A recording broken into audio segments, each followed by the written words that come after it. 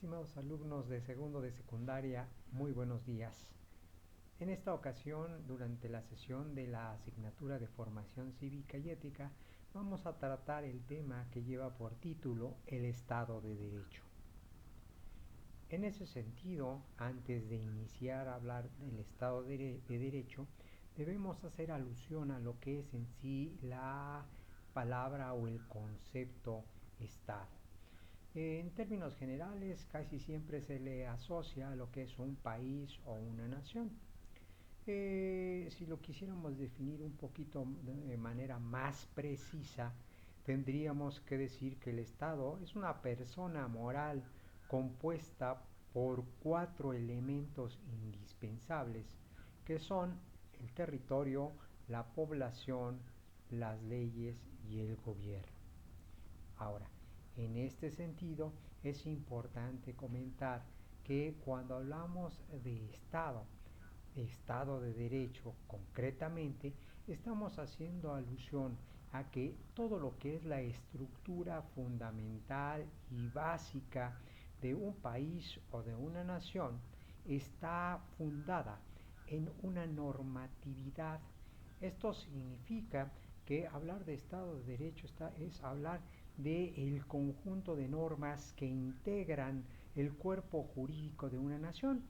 En el caso de nuestro país, concretamente, hablar de normatividad y de régimen jurídico es hablar, sin duda alguna, de la Constitución Política de los Estados Unidos Mexicanos, toda vez que de ella se derivan absolutamente todas las demás leyes de nuestro país, llámese Código Civil, llámese Código Penal, llámese Ley de Amparo.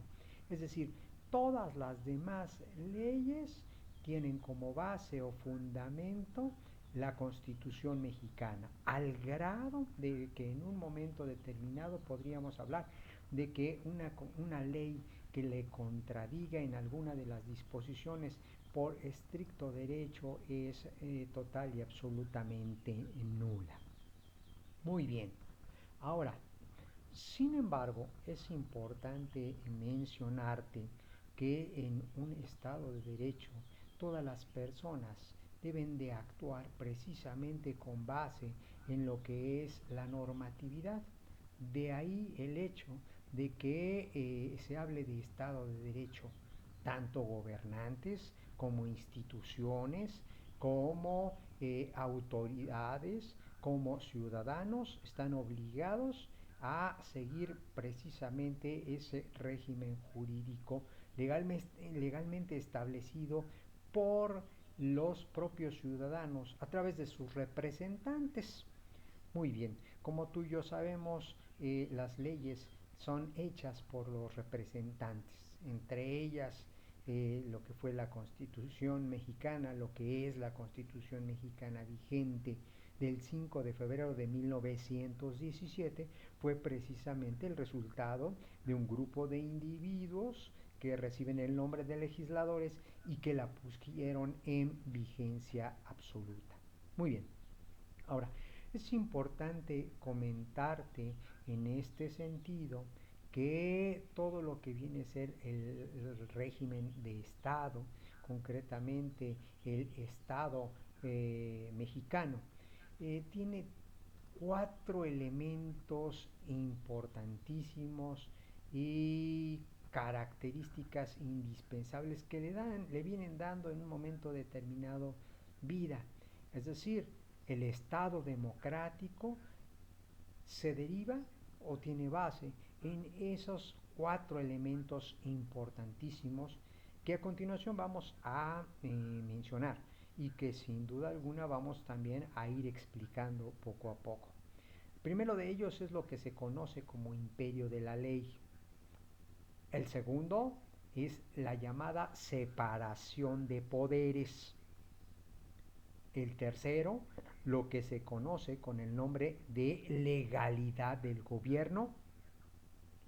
Y finalmente, lo que yo considero pues prácticamente de lo más importante es el respeto a los derechos humanos.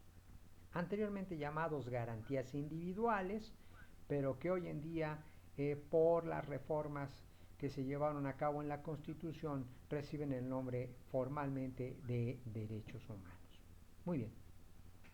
¿En qué consiste el primero de estos elementos? Lo que se conoce con el nombre de imperio de la ley. Cuando estamos hablando de imperio de la ley, estamos hablando que precisamente es la ley la que debe de servir de base a todo lo que es el funcionamiento económico, político y social de una nación. Es decir, que son las leyes, son las normas, en este caso la Constitución mexicana, la que debe de reinar por sobre todas las demás leyes y por sobre todas las demás voluntades de los individuos, ya que los propios individuos la pusieron a través de sus representantes en vigencia. Por lo tanto, como dice el propio dicho, nadie puede estar por encima de la ley. Hablar de imperio de la ley es hablar de que la ley debe ser el elemento base que se tome para poder funcionar como Estado, como nación o como país, y que en un momento determinado los conflictos o las situaciones que lleguen a surgir deben solucionarse precisamente tomando como raíz o base la Constitución y las leyes que de ella emanan, es decir, lo que es el régimen jurídico mexicano. Primer elemento importante. Ahora, el otro elemento importante característico viene a ser la llamada separación de poderes. Ya lo habíamos mencionado en nuestras sesiones anteriores, pero te acordarás que dijimos bien claramente que en nuestro país, de acuerdo con la Constitución mexicana de la cual estábamos hablando, el poder de gobernar va a radicar inicial y originariamente en el pueblo. ¿Sí? Es precisamente el régimen democrático, el pueblo es el que gobierna. Pero, sin embargo, como yo les decía, les comentaba, ante la imposibilidad de que 128 millones de mexicanos gobiernen a la vez o emitan un criterio de manera directa, pues es necesario que el poder de gobernar sea transmitido, sea dividido en lo que precisamente se llega a conocer con el nombre de división de poderes. La Constitución mexicana señala que el poder de gobernar queda radicado en lo que viene a ser tres poderes. Tres poderes, y aquí se aclara una cosa, tres poderes con la finalidad de que ninguno de ellos vaya a sobrepasar, sobreponerse, estar a un nivel superior que los demás.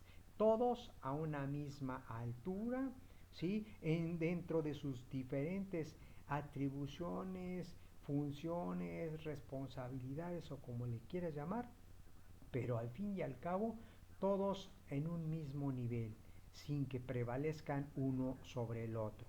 Esto origina o hace posible que precisamente haya un equilibrio que solamente se logra así, ya que de lo contrario, si fueran dos, imagínate que podría pasar la lucha por el poder entre uno y otro, que pasó históricamente cuando nuestro país tuvo vicepresidente. Pues, casi siempre el poder del vicepresidente era buscar, por un lado, el poder del presidente, prácticamente un poder contra otro poder. Pero bueno, ese no es el caso. Regresando a nuestro tema, es importante mencionarte en este sentido que el poder de gobernar queda depositado en tres instancias: un poder ejecutivo, un poder legislativo y finalmente un poder judicial. En este caso, comentarte, como todos sabemos, el poder ejecutivo de nuestro país recae en un solo individuo, denominado oficialmente presidente constitucional de los Estados Unidos mexicanos.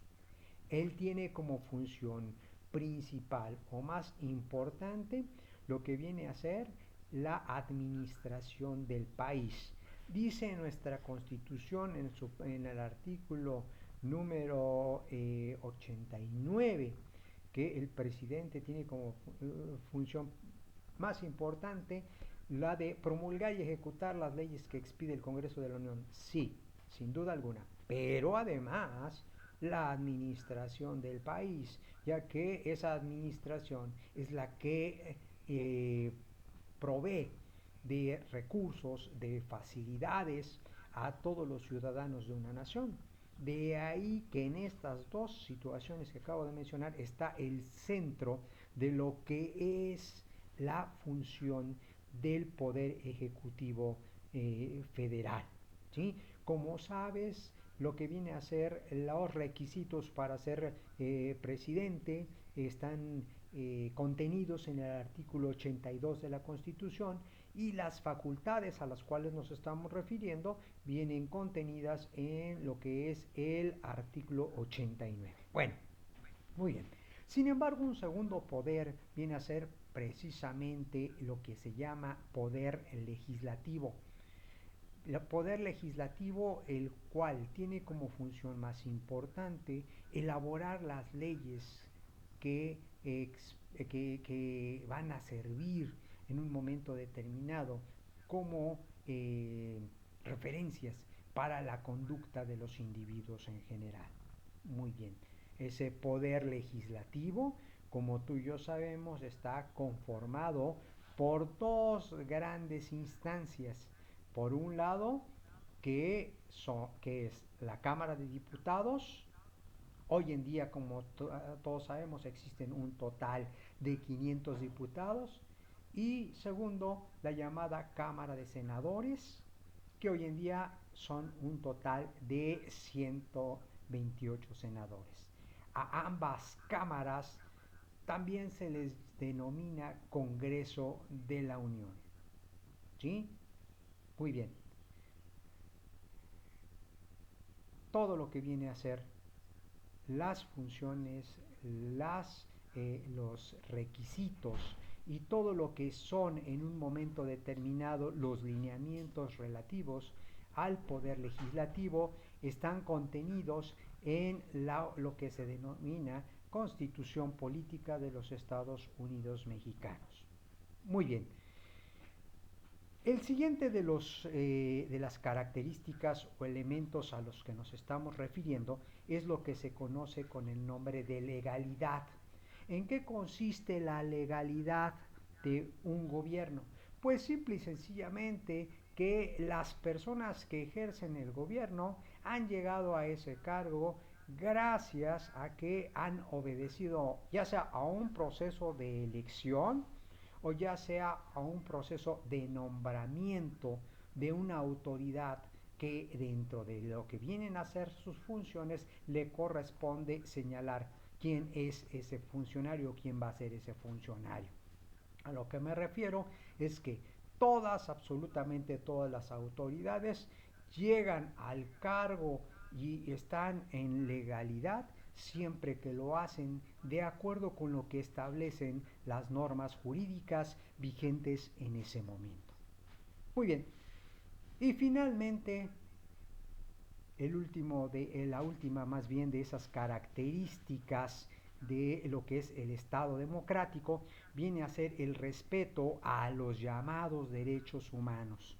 Ya lo hemos mencionado en nuestras sesiones, se conoce como derechos humanos lo que viene a ser las prerrogativas, facultades que tiene todo individuo por el simple hecho de existir.